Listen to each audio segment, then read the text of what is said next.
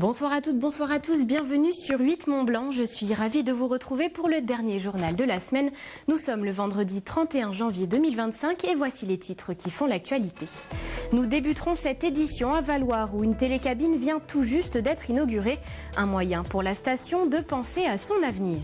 Nous irons ensuite dans une chèvrerie de Haute-Savoie. Chloé Lemeur nous emmène à la rencontre d'un éleveur en pleine période des naissances. La station de Valloires réfléchit à son avenir. Créé dans les années 30, le domaine skiable se penche aujourd'hui sur les décennies à venir. Grâce à un chiffre d'affaires comptant parmi les plus stables de sa filière, la destination vient de mettre en place un plan d'action sur 20 ans, représentant plus de 130 millions d'euros d'investissement. Parmi les premières réalisations de cette stratégie, le remplacement d'une remontée mécanique historique qui était officiellement inaugurée ce vendredi. Plus d'explications avec ce reportage d'Emmanuel Jaude. Comptabilisant 650 000 journées skieurs chaque année, la station savoyarde de Valloires pense aujourd'hui à l'avenir. En dépit des conséquences du changement climatique, la destination vient d'élaborer un plan de développement stratégique qui prévoit plus de 130 millions d'investissements jusqu'à l'horizon 2043. Afin de se projeter sur les 20 prochaines années, de nombreuses données ont été prises en compte, à commencer par celles concernant les ressources en neige et en eau. Des capacités plus qu'essentielles pour opérer un domaine skiable.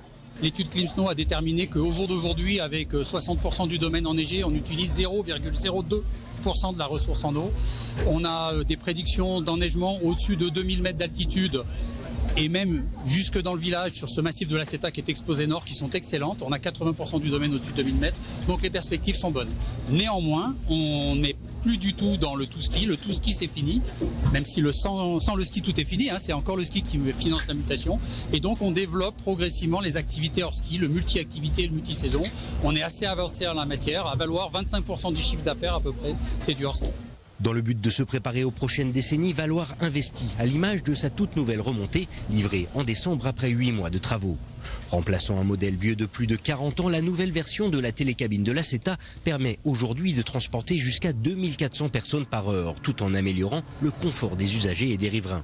20% plus vite, la moitié de cabines en moins, on passe de 75 cabines à 37.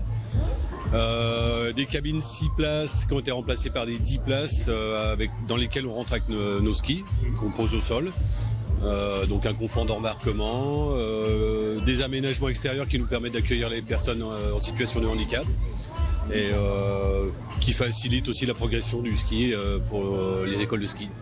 Un outil chiffré à 17 millions d'euros est payé en intégralité par la Société d'économie mixte qui opère également de nombreuses autres activités du territoire afin de garder une certaine homogénéité et une vision d'ensemble sur l'offre touristique locale. Pour le village, c'est quelque chose de très important, l'activité d'été. Donc nous, on essaie de développer des activités autour de la piscine. On a une patinoire, on a un camping, on a un golf, on a des tennis. Toutes ces activités-là sont gérées par la Seine-Valloires et on essaie de développer ça pour pouvoir offrir quelque chose, pas simplement l'été d'ailleurs, aux périodes où la neige est un peu moins présente, aller faire du tennis ou du golf ou aller à la piscine, pourquoi pas. D'ailleurs, d'autres grands investissements sont d'ores et déjà prévus pour les prochaines années avec la création d'une nouvelle retenue collinaire ainsi qu'une station de transfert d'énergie par pompage, des réalisations qui devraient inscrire le territoire comme parmi les précurseurs en la matière et ainsi mieux appréhender les dizaines d'années à venir. Chaque année, c'est un moment d'intense activité pour les éleveurs dans les chèvreries. Après une période de gestation d'environ 5 mois, dès le mois de novembre et ce jusqu'à la fin de l'hiver, les femelles mettent bas. Et c'est souvent courant janvier que les naissances sont les plus nombreuses. La preuve en images avec cette chèvrerie au Savoyarde située à Serraval où Chloé Lemeur s'est rendue ce vendredi. Ils n'ont qu'une petite semaine à peine. Un peu plus loin, d'autres sont nés depuis déjà un bon mois. Car à la chèvrerie du Pracandu, les naissances s'enchaînent depuis plusieurs semaines. Une effervescence plutôt intense, mais habituelle pour cet éleveur au Savoyard. Nous, on met les boucs au mois de juillet pour avoir un maximum de mise bas au mois de décembre. Décembre-janvier sur les chèvres qui sont un petit peu plus âgées. Et sur les premières lactations, donc les primipares, on met le bouc un petit peu plus tard, donc on les a au mois de janvier et février. Généralement, on peut avoir 3 mois de mise bas c'est-à-dire décembre, un gros lot au mois de décembre, et ensuite janvier-février sur celles qui ont sailli un petit peu plus tard et sur les chevrettes. En moyenne, entre 100 et 140 cabris vont pointer le bout de leur nez d'ici la fin de l'hiver. Certains peuvent d'ailleurs peser jusqu'à 7 kilos dès la naissance. Et une fois sortis du ventre de leur mère, ils doivent très vite s'habituer à ne plus boire le lait maternel. Quand les chèvres naissent, généralement, je les laisse boire le colostrum des mères et ensuite je les retire assez rapidement pour les habituer au biberon. Il m'arrive, comme là cette année on a vu le petit cabri que j'avais dans les bras, de garder des petites chevrettes sous les mères. Donc ça c'est plus pour m'amuser, puis que je trouve ça sympa, mais je ne peux pas le faire. Notre priorité c'est quand même de faire du lait et de fabriquer le lait. On ne pourrait pas, sinon ce ne serait pas économiquement viable de garder les chevrettes sous les mers. Ça ferait une trop grosse perte en lait. Plus de colostrum au menu donc, mais du lait en poudre 2 fois par jour. Et au fur et à mesure de leur croissance, là encore l'alimentation varie. En cause le sevrage que Bruno débute lorsque ses chevreaux atteignent entre 60 et 70 jours. J'aime bien qu'elles soient sevrées entre 16 et 19 kilos. Voilà. J'essaie de sevrer tout le lot, j'essaie d'avoir une homogénéité dans le lot.